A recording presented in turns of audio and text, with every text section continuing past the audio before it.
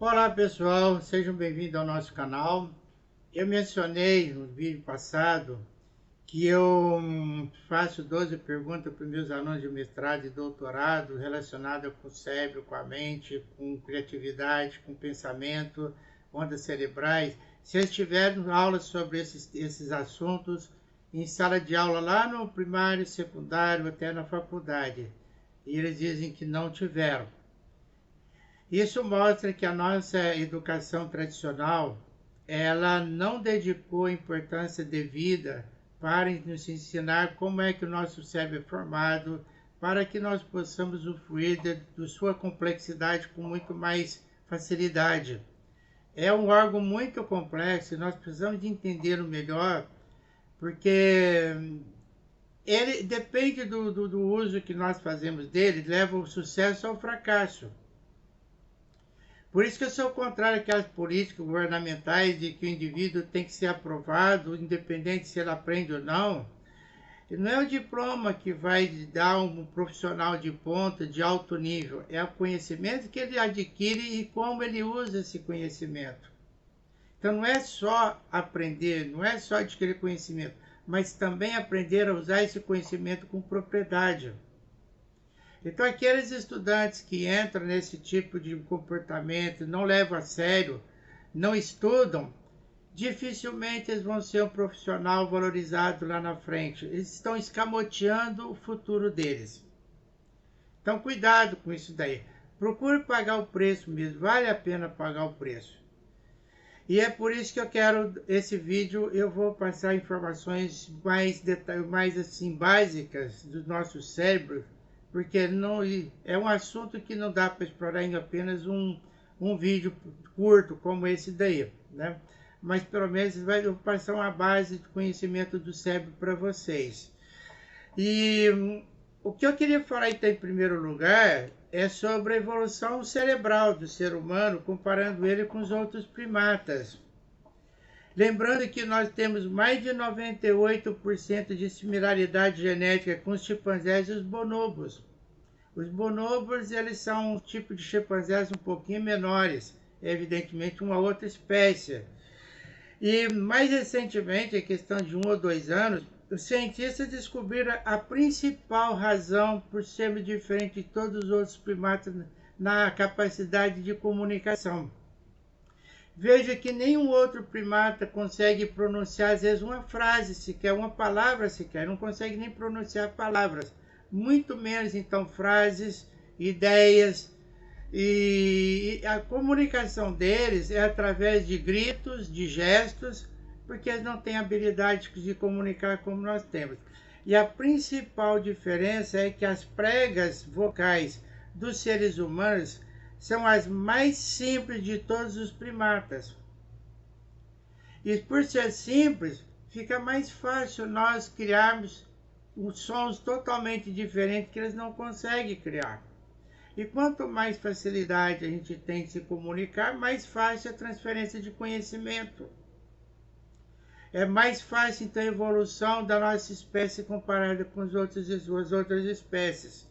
Então, nosso cérebro é o mais complexo por causa dessa facilidade que nós temos de trocarmos ideias, trocarmos conhecimento e temos toda essa, facilita a criatividade. O nosso cérebro, ele tem cerca de 100 mil anos de idade. Quando eu falo o nosso cérebro é esse atual, que tem em torno de 1,2 kg, que é essa massa encefálica que nós temos hoje, ela surgiu aproximadamente há 100 mil anos atrás, mas a espécie humana surgiu há 300 mil anos atrás. Isso significa que o nosso cérebro levou cerca de 200 mil anos da evolução da espécie para chegar no nível atual, com essa complexidade. O tamanho, felizmente, o tamanho do cérebro não é mais importante. O tamanho do cérebro está relacionado com o tamanho corporal do indivíduo. Tanto é verdade que o indivíduo que tem o maior cérebro do mundo, ele era um deficiente mental. Então, o tamanho não é documento, pelo menos para o cérebro, mas a quantidade de conhecimento que a gente coloca ali e como a gente usa esse conhecimento é que faz a diferença. Então é muito importante saber isso daí. O, o que nós temos hoje de informação do nosso cérebro é que cada conhecimento novo significa uma nova conexão neuronal. E um neurônio chega a ter mais de 1000 conexões com outros neurônios.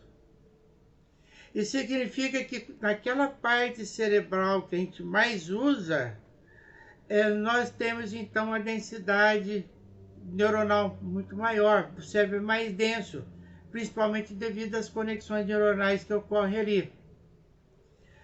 Isso daí facilita então a criatividade, porque você tem dois conhecimentos distintos e você conseguindo fazer a conexão deles através dos dois neurônios, os axônios, então fica mais fácil usar esses, juntar um conhecimento com o outro para gerar ter uma coisa nova, criar alguma coisa nova. Aqueles indivíduos que não usam muito o cérebro, eles pecam por poucas conexões neuronais, às vezes têm dois conhecimentos, mas eles não estão interligados. Eles não conseguem, então, fazer ligação dos dois conhecimentos e ter criar alguma coisa nova. Por isso que é muito importante a gente estudar bastante e acumular conhecimento. E não é só para sucesso nosso como profissional, às vezes como pessoal, mas as conexões neuronais em excesso, elas facilitam, então, diminuir a ação de doenças cerebrais como do Alzheimer, de Parkinson, porque aquela ligação neuronal que ela é obstruída pela doença, ela nós podemos usar uma outra conexão neuronal entre os dois neurônios. Então, quanto mais conexões, mais chance a gente tem de evitar a ação nociva de doenças cerebrais. É claro que nem sempre a gente consegue, né? Mas pelo menos diminui a chance de ter uma doença muito severa. O que comprova, tem duas informações científicas que a gente tem na bibliografia que comprovam que aquela parte cerebral mais usada, ela é mais densa. É um estudo que fizeram com o cérebro do Einstein, depois que ele morreu. Eles guardaram para poder entender o que tinha de diferente no cérebro do Einstein em relação a um indivíduo comum. Então pegaram e cortaram o cérebro do Einstein em microfatias e fizeram estudos anatômicos e perceberam que naquela parte do conhecimento cognitivo do cérebro do Einstein era muito mais densa do que um cérebro de outro indivíduo normal. E um estudo mais recente, com um motorista de táxi de Nova York, uns 15, 20 anos atrás, antes de surgir esses aplicativos do Google Maps, ou então Waze, eles eram obrigados a criar toda a corrida que eles iam fazer com clientes, tinham que construir mentalmente o itinerário. Eu vou sair daqui, vou até tal lugar, então tem que pegar a avenida tal, pegar a rua tal. E eles usavam, às vezes, um mapa da cidade, né, impressa no papel. Então, naquela época tinha um mapa. Então, eles usavam muito o cérebro deles no sentido de direção. E quanto mais tempo eles usavam na profissão, mais denso era o cérebro deles naquela parte do cérebro relacionado com o senso de direção. Então, são dois estudos que comprovam que quanto mais nós usarmos o nosso cérebro, mais conexões neuronais vai ter, mais denso vai ser. Então, nós temos muito mais usufruto da complexidade do nosso cérebro na nossa vida profissional e pessoal. Nós temos basicamente dois modelos de cérebro que são conhecidos, vocês vão encontrar na internet. Nós temos 4 lobos cerebrais e nós temos o lobo frontal, que ele é responsável pelos movimentos, pelas emoções, pelo raciocínio, pela personalidade, pelos pensamentos. O lobo temporal, ele é responsável pela memória, pelo equilíbrio, pelos estímulos auditivos, pelo estado de ânimo. O parietal é responsável pela percepção sensorial, pela sensação de dor e pela pressão e temperatura. E o occipital está relacionado com a interpretação visual. Esse é um modelo que vocês vão encontrar aí. O outro modelo que vocês vão encontrar, ele fala sobre atividades dos hemisférios esquerdo e direito. Então é o outro modelo. E nesse modelo, o cérebro esquerdo ele é responsável pela linguagem, pelo raciocínio lógico, pelo pensamento analítico, pela atividade sequencial e temporal, pela lógica, e ele é linear no seu comportamento. Já o lobo direito, ele está mais voltado para a visualização, para a criatividade. Então, ele é responsável pela visualização, pela imaginação, pela parte emocional, pela criatividade, pela intuição, pelo raciocínio espacial e também para as artes, música e ritmo. Então, esses dois modelos aí vocês vão encontrar. Tem o modelo do trino do cérebro, que eu vou mencionar no próximo vídeo, que ele está mais relacionado com a parte comportamental do nosso cérebro, em que o neocortex, além de ter o hemisfério esquerdo e direito, ele tem o que chama de cérebro reptiliano e o mamaliano, mas isso eu vou falar no próximo vídeo. Bom, antigamente achava-se que nós usamos apenas 7% da nossa capacidade cerebral. E essa afirmação era que os neurônios, eles compreendiam apenas 7% da massa encefálica.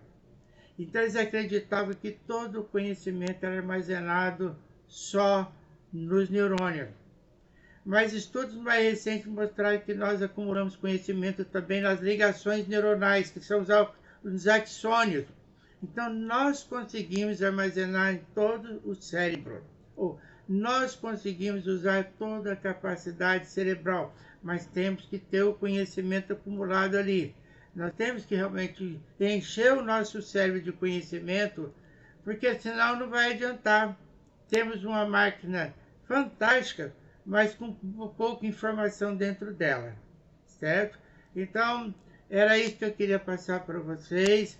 Procure, então, levar a sério a vida acadêmica, a vida profissional, a vida pessoal. Procure entender o máximo possível do cérebro, porque isso vai fazer diferença na vida de vocês. Pode fazer a diferença entre ser bem-sucedidos ou ser um fracassado da vida. Então, era isso que eu queria passar para vocês. Curta o nosso canal. Quem não se inscreveu, procure se inscrever. Compartilhe o máximo, porque o nosso objetivo de criar esse canal é universalizar o conhecimento. Quanto mais gente conhecer o nosso planeta, menos erros nós vamos cometer e menos destruição do nosso planeta a gente vai cometer. Muito obrigado.